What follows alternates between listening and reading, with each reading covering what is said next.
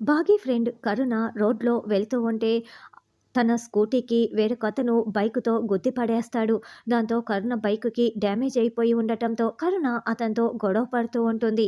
అప్పుడే అటుగా వెళ్తున్న అమర్ రాథోడ్ ఇద్దరూ కూడా దారిలో గొడవ పడుతున్న కరుణను చూసేసి కార్‌ని సైడున ఆపేసి రాథోడ్ కరుణ దగ్గరికి వస్తాడు. పాపం అతను ఇప్పటికే చాలా ఇబ్బంది పడుతున్నాడు. నూడిల్స్ పాప అతన్ని వదిలేయొచ్చు కదా అంటూ రాథోడ్ రావటంతో రాథోడ్ గారు మీరా అని కరుణ షాకింగ్‌గా అడుగుతూ ఉంటుంది. అదిగో మా సార్ గారు కూడా ఉన్నారని రాథోడ్ చెప్పటంతో కరుణ పరుగులు పెడుతూ అమర్ దగ్గరికి వస్తుంది.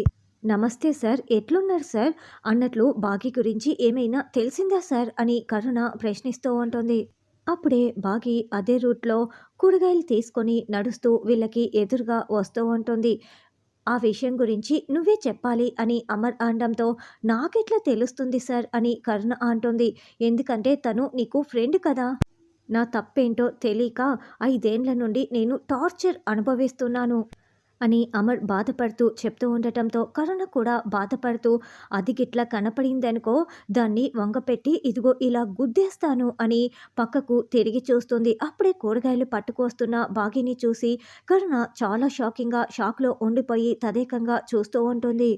కాసేపటికి తేరుకొని అదుగో సార్ బాగీ అని చెప్తూ ఉంటే ఎక్కడ ఎక్కడ కనిపించింది అని రాథోడ్ అంటాడు. అదిగో సార్ అక్కడ నడుచుకుంటూ వస్తోంది చూడండి అని కరుణ కూరగాయలు పట్టుకొని వస్తున్న బాగీని చూపిస్తూ ఉండటంతో కూలింగ్ గ్లాసెస్ పెట్టుకున్న అమర్ కాస్త కూలింగ్ గ్లాసెస్ తీసేసి నడుస్తూ వస్తున్న బాగీ వైపు చాలా షాకింగ్‌గా చూస్తూ ఉంటే రాథోడ్ కూడా చూస్తూ ఉంటారు.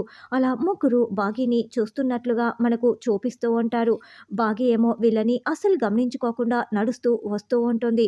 మరి ఇప్పటికిప్పుడే బాగీ దొరికిపోతుందా అన్నది రానున్న ఎపిసోడ్‌లో తెలుసుకుందాం.